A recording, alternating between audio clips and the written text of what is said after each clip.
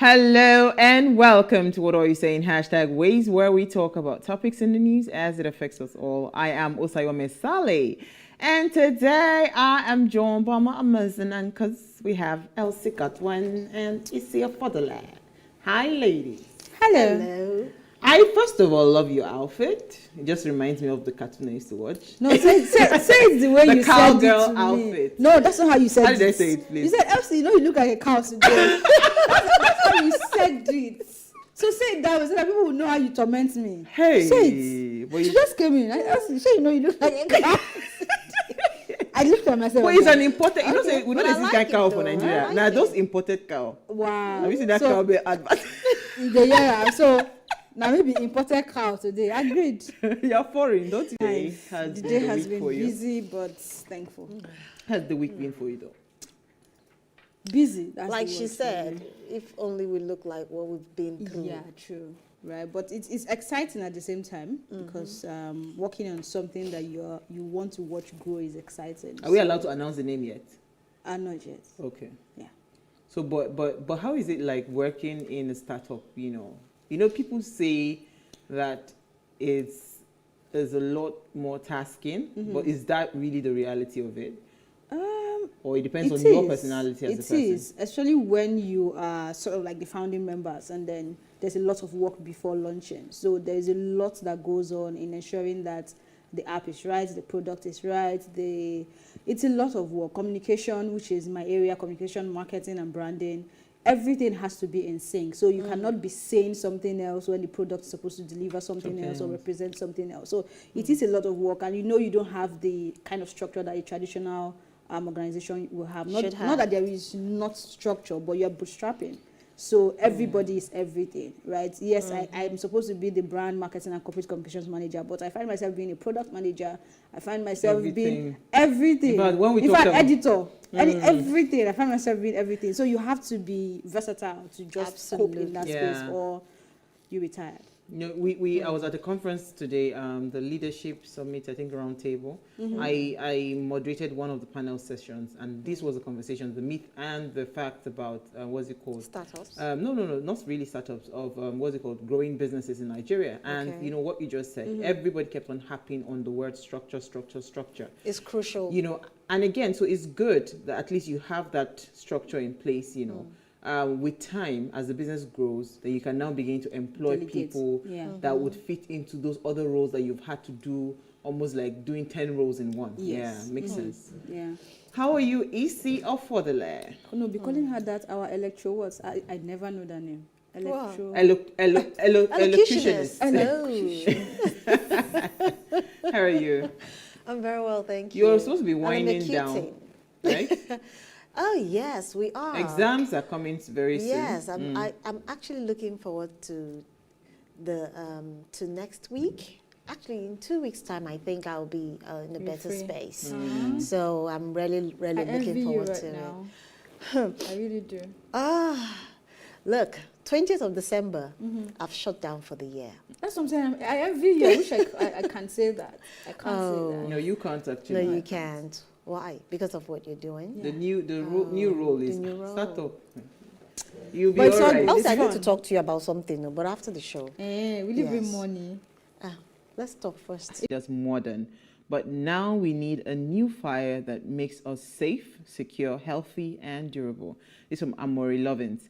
Now, first coal, then oil and natural gas allowed rapid growth in industrial processes, agriculture, and transportation. The world today has changed completely from the world before fossil fuels came into wide use. The fossil fuel energy system is the lifeblood of the modern economy. Fossil fuel powered the Industrial Revolution, pulled millions out of poverty, and shaped the modern world. Now, Sandra Chukwudozie is here to discuss moving from fossil fuel to clean energy. But first, we'll take a break to see what we found in the news.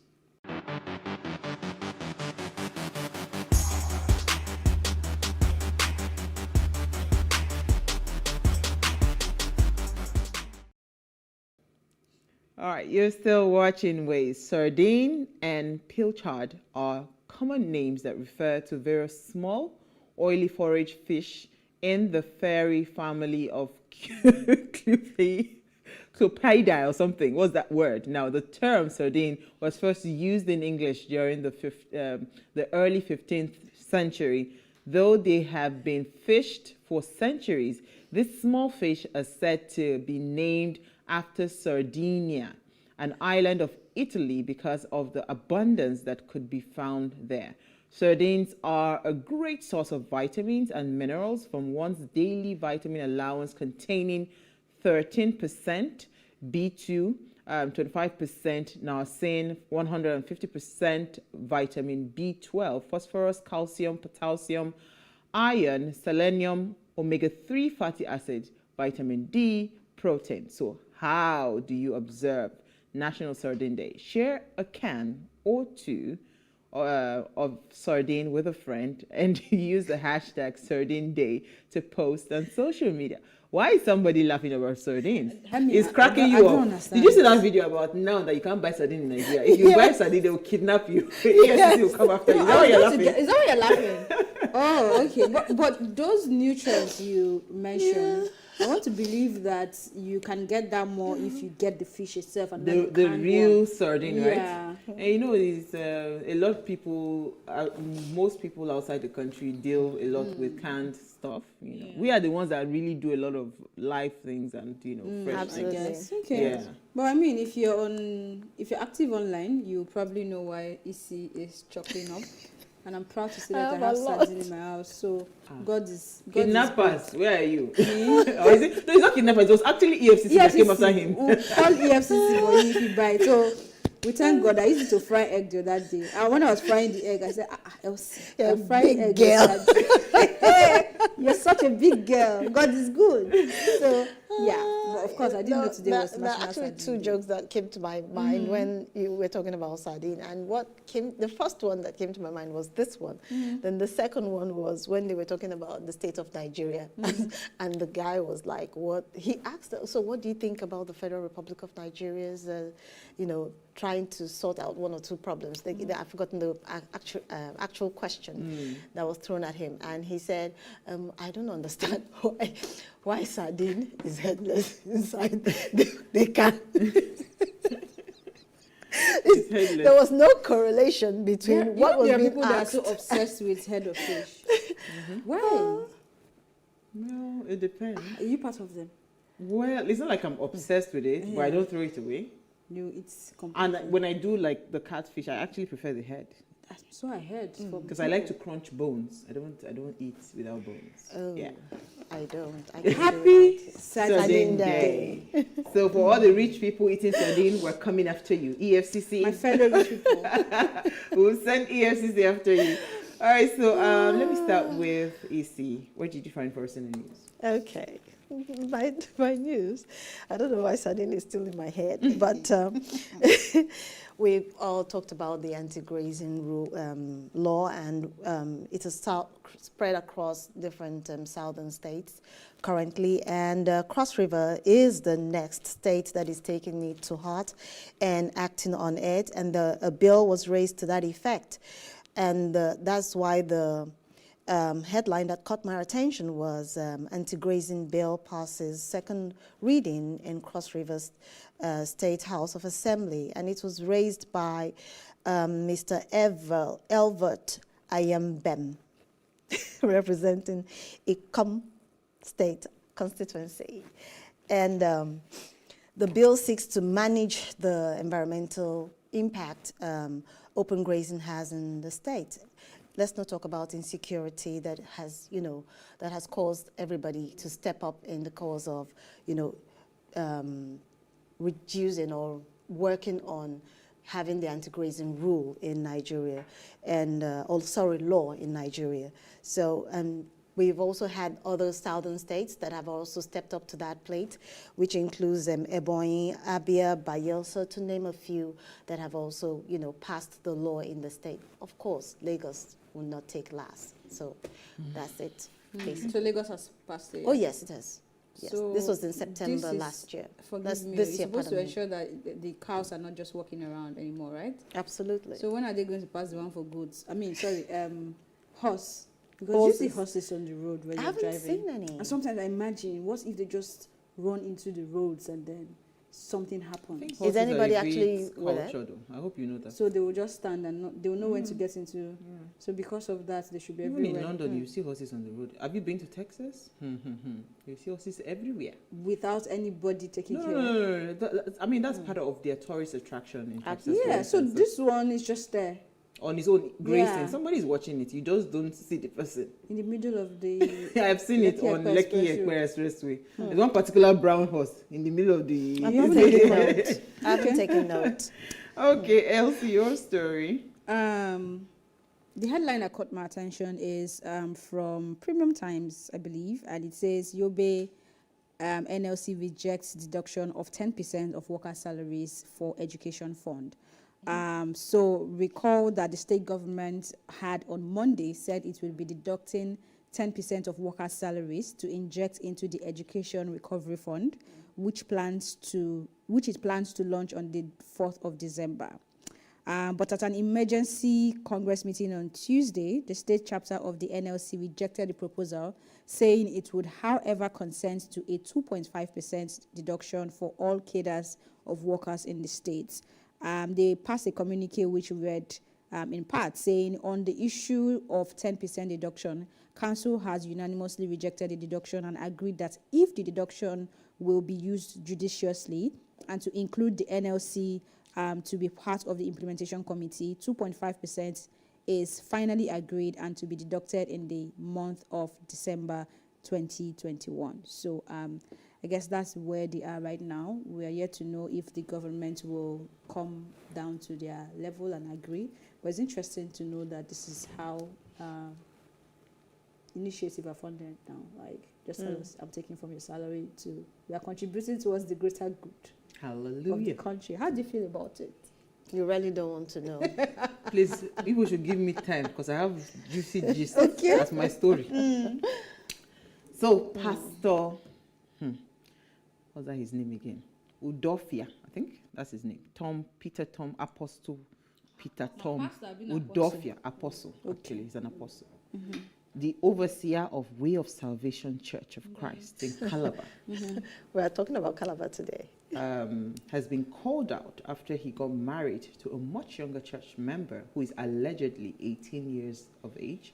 She was one of the members of the choir. She was a chorister in his church. She's no longer a Well, she's now Momegio. Oh, so they've upgraded.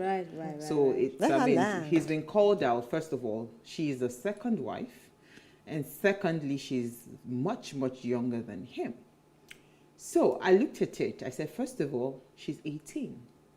18 is already an adult. So for the people that are saying, oh, she's an underage, she's young, she's 18. But you know there's something called grooming, yeah? Hold on. Let me her finish. learn. I understand that I'm trying to see her. Me, I'm not holding angle. brief. You know, all the time when they talk about older guys getting married to younger girls, you always attribute it to the North. And when I saw the story, I want to say categorically that a lot of men, if given the opportunity, they will marry much younger women, right? It's not a northern thing. It's just a man's nature to want to look for like maybe fresh blood or whatever it is that they call them. Another thing that struck me is, what is his relationship with his current wife?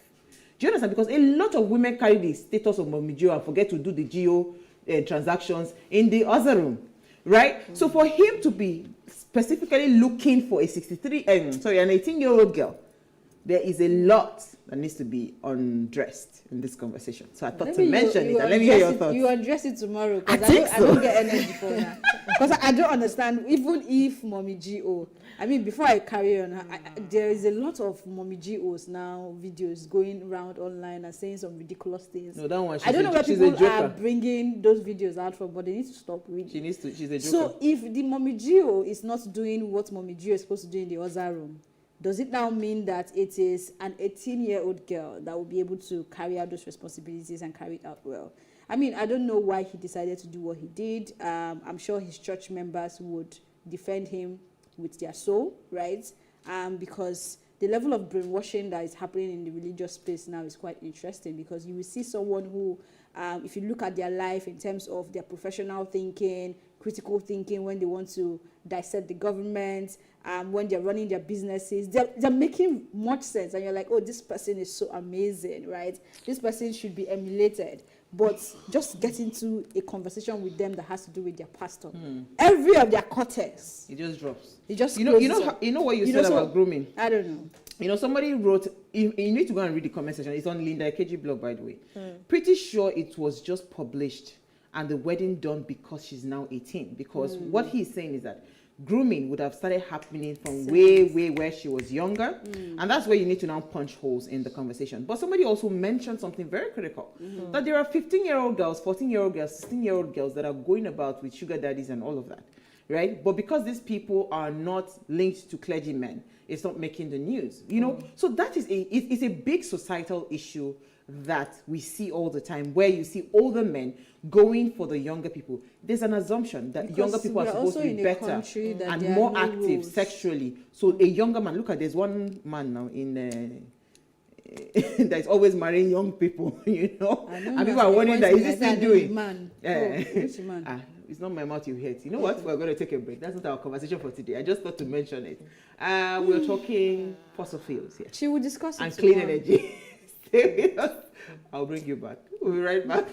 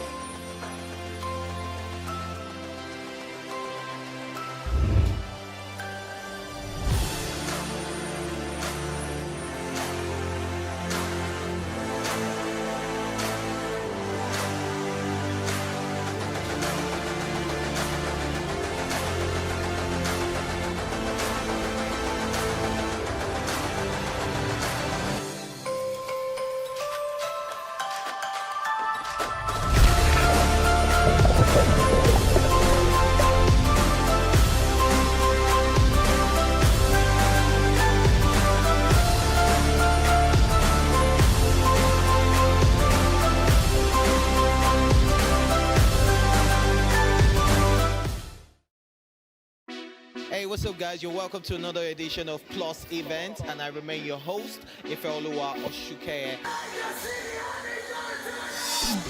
Your absence isn't an excuse anymore, as Plus Events is all you need, as we bring you the glitz, the glamour, and loads of fun.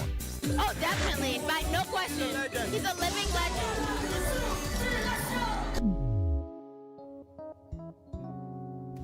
Oh, God forbid, Holy Ghost fire, I know. I just want to be blown away. I want to be wild. This is 11 years of doing it.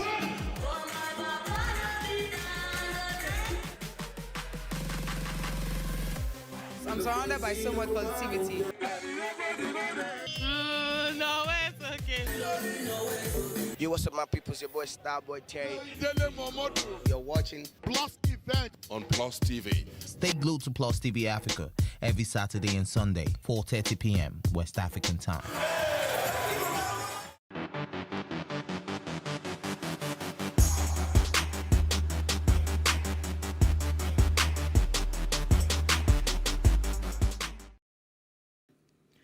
Thanks for staying with us. Now, we understand today that humanity's use of fossil fuel is severely damaging our environment. Fossil fuel cause local pollution where they are produced and used, and their ongoing use is causing lasting harm to the climate of our entire planet. Now, world leaders have met 26 times since the 1990s to hash out complex climate agreements, while COP delegates have called for increased use of cleaner energy sources. They've shied away from explicitly calling on the world to stop using fossil fuel. Oil and coal production companies or producing companies like Saudi Arabia and Australia have historically objected to any mention of phasing them out. Now, do you believe that we can actually move from fossil fuel to clean energy, and are we even ready as a people in Nigeria? Now, please let us hear what you have to say. Remember, you can join the conversation. Send us an SMS or WhatsApp to 081-803-84663. So I'm going to bring in our guest in a minute or two, like I always say.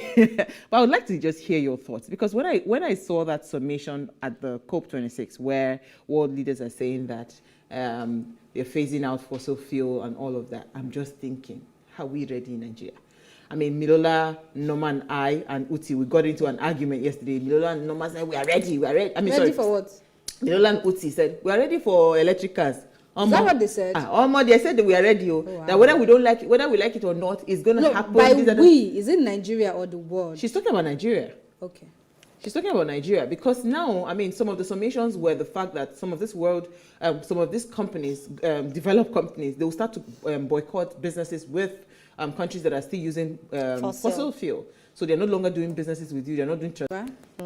Before I even go on, I need to call out to her. Our guest said something before we came on, and she did her ear like she did not hear. She said we were supposed to be drinking wine on set. Okay, so we need let me just say it. And I have water. Can I have my yes? Let me talk about the things that I understand. Now, let me address it. Not We'd like to address fuel. it. Yes. If you're a wine company and would like to partner with us, please. Okay.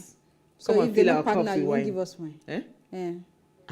We have to partner now. So What has wine got to do with fossil Don't mind. fuel? Let's talk about the things we understand first before we enter the one we don't understand. Yeah. So there was an event you mentioned where the world leaders were talking. Yeah, the COP26. I hope it's the same one. Yes. Where I then saw reactions on social media as to how people were questioning how they even got to where we are in the digital world, and lots of this conversation can happen without them having to come together and then burn some fossil fuel to get to where they are to then say they want to face it off, right?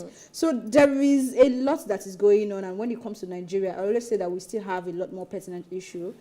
Even when you say they are going to twist us, there will also be that factor of you understanding that this is the third world world we country, don't like being called that anymore, developing world, right? And we cannot be talking about that when more than half of our population is below the poverty line, right? So yes, are we ready? In my own opinion, I might be wrong. I don't think we are ready. I don't think we are close to being ready. I think, was it on the show or behind the scenes, we were talking about someone who, I think it was your sister, who traveled with her car, and then electric car, it was very difficult for her to find where to charge. And that is where? France. Nigeria. I like what you said about poverty line, and I'm going to throw that question to our guests. But let me hear your thoughts, Isi. I'm looking at it from not from that perspective, but from the economic perspective, which has to do with how are we going to cope as a country and as a nation if we decide to go clean. Because it's crucial. We already depend a lot on fossil fuel, and there is so much problem already. We already have so much to deal with, even though we are producing it. Look at gas. Look at what's it called? Petrol. Everything is on the high. Now, if we decide to go clean, what will this mean for Nigeria? What will be the alternative for us? It's crucial that we look at it. So I'd like to even ask our guests, how expensive or how affordable, let me just change the word, how affordable is clean energy? So let me bring in our guest. Yeah. Sandra is the Chief Executive Officer of Sulphur Energy. She brings deep passion and proven business acumen in creating and implementing innovative business model for delivering off-grid solar solutions to communities. So you see where we're going. And micro business enterprises in Nigeria. Sandra holds a bachelor degree from the University of Manchester and a master's degree from the University of Dundee Central for Energy, Petroleum and Mineral Law and Policy. And she's joined us live in studio, all golden and yellow.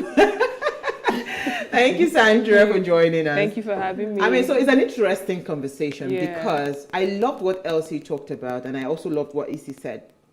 Elsie mentioned the fact that a lot of us are actually living below poverty line.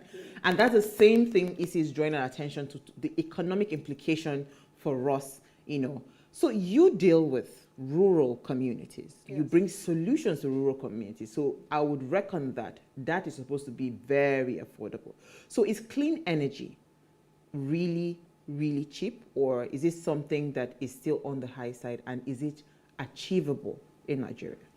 So clean energy, the initial issue that we had was with solar, for example, the upfront cost was there. So what it meant is that you buy the solutions at a very expensive price, and you do not reap the benefits of having a cheaper model of it. And so now what we've done is that with different business models, instead of buying the product, for example, for ₦1 million, you could break that payment up for like 6-12 months, or the solution can be installed in your home, and then you pay like a NEPA bill, the same way you pay for that subscription.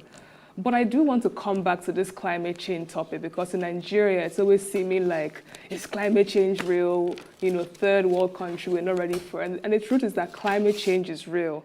Let me just break it down, make it very simple. You see, when we have, for example, it's right now in November and it's raining, right? Why is it raining in November? Yeah. Rainy season should have ended in like October, September. Absolutely. But it's the change in weather patterns. And guess what? We have farmers who are using weather patterns to harvest their crops. And so what happens when they can't harvest their crops on time? You know, then the price of goods become expensive. And then we're complaining, and you have a lot of wastages. Exactly. The goods get damaged. Exactly. The crop gets damaged. Exactly. Yeah. And then, for example, you're seeing, okay, places are flooding. Even Lake Chad, for example, has shrunk by 90%. Yeah. And for example, last year, if you notice, like over 20 cities in Nigeria had temperatures of over 40 degrees. So climate change is real. And I'm scared because Lagos, as we know it, in the next 10 years, we don't know where the city might be. Like some parts might be flooded. So it's an issue where the whole world needs to rally together. But the point is that Nigeria we are on two sides. One, we're an oil exporting country, and on the other side, we are really vulnerable to climate change. So how do we balance it?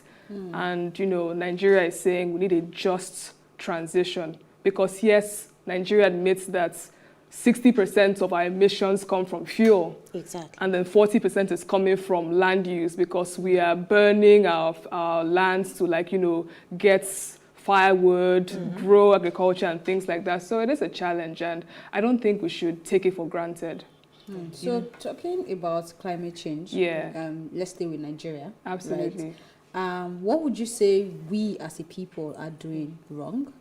And what would you say the governments are doing wrong? And how can we begin to, I mean, as much as we say we don't understand it, you just gave a breakdown of how it is affecting us and will affect us in the nearest future.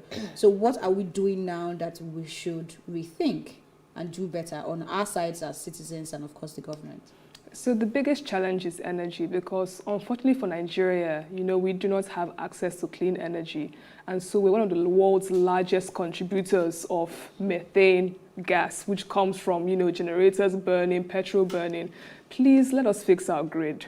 Let's have a mixed grid. Let's have our hydro working, our gas working. Gas is a better form of fossil fuel because you burn less carbon.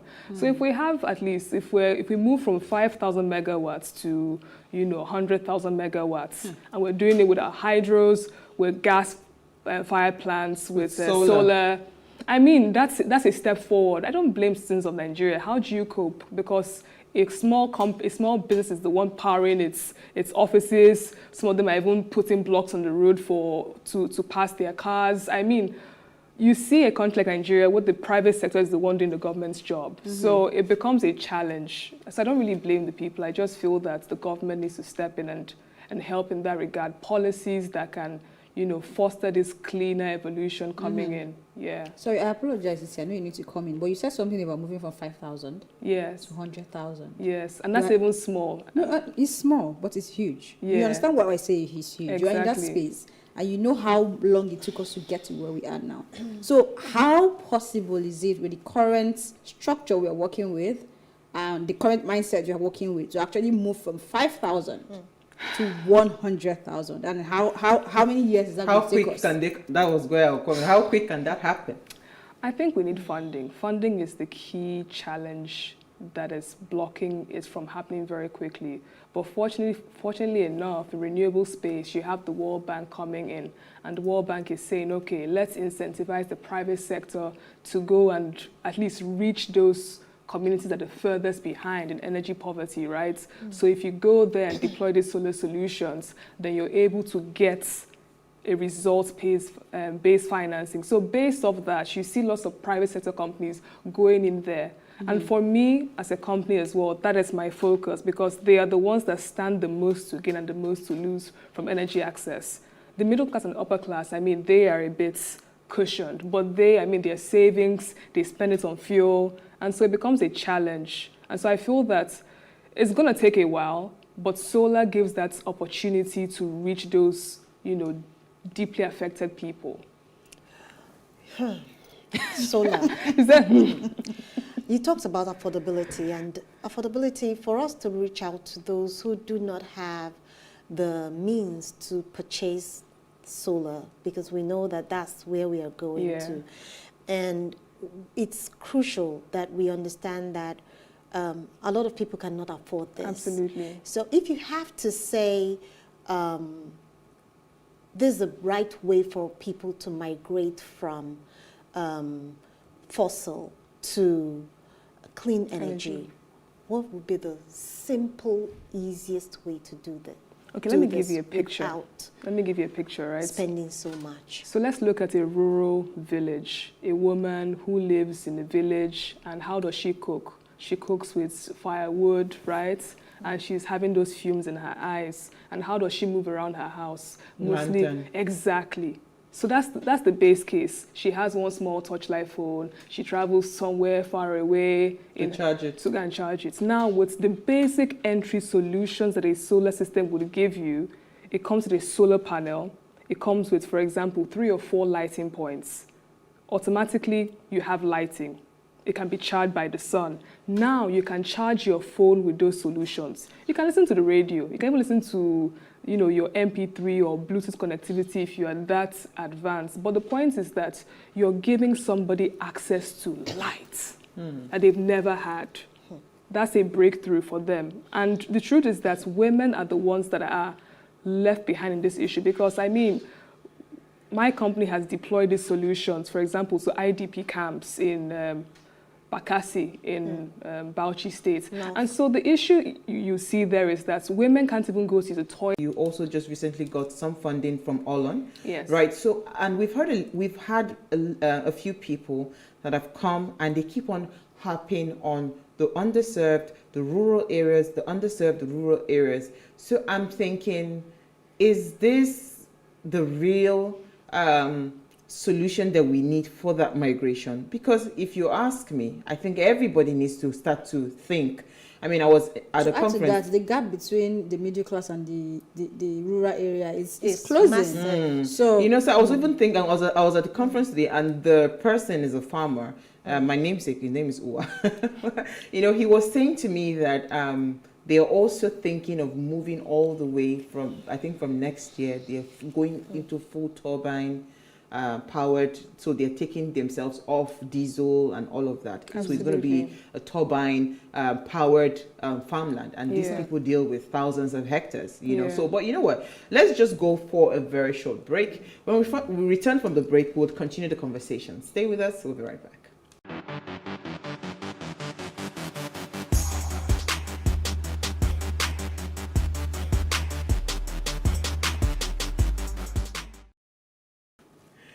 Now, if you are just tuning in, we are having an amazing chat with Sandra Chukwudozie on moving from fossil fuel to clean energy. So we're asking again, how ready are we to transition from fossil fuel to clean energy? Now, please let us hear what you have to say. Remember, you can join the conversation. Send us an SMS or WhatsApp to 081-803-84663. So why the focus? Why is it always focused on rural areas and the underserved? I'd like to answer that question. Then back to what you said. The plants, we've seen custom, that's just it. It's just to upgrade them and push them up the energy ladder. But coming back to your question of if Nigeria is funding coming in from... Or earmark a lot of things and say... We can't continue this way, because already global temperatures is at 1.2 degrees, and we came at COP21, Conference of Parties 21, to make sure that we limit temperatures globally rising to 1.5 degrees. And so if we continue this way, you're going to see a lot of flooding, a lot of changing weather patterns, For example, you've seen in Australia, you've seen in LA, for example, that places just start burning. Yeah, wildfire. Exactly. Why is that happening? Climate change, you know. So even coming back home to the insurgency, why are all these farmers and herders having issues? It's because they're looking for arable land and they're searching like nomads for greener pastures. That's causing conflict. Why are we having insurgency in the north? Because these people have lost their jobs and they're now making trouble. So I believe that if we carry on with this path, it's going to be a challenge because it's not just about us fighting nature. We're fighting as ourselves as people. How do we live together? You know, So let's talk a little bit about you. You Okay. know, I just like to hear because you're pretty, you're young. You know. Thank you. Before she talk about her, I have a question. Oh, yeah. In fact, two safe. Kilo day. So there's no middle class, right, to an extent. And then we do not have a lot of enabling policies that would attract the investors that Nigeria as a country, because of our population, can attract, right? We attract some because some of our young people are very resilient. I want to have this solution.